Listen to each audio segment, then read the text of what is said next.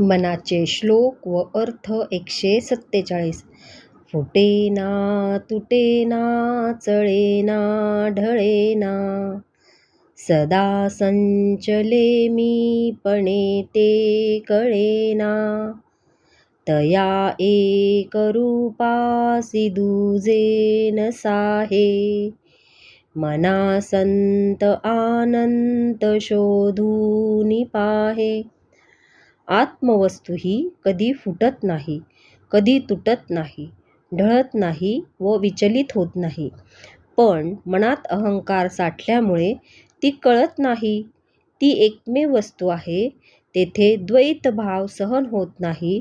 म्हणून जे शाश्वत आहे त्याचा शोध घे.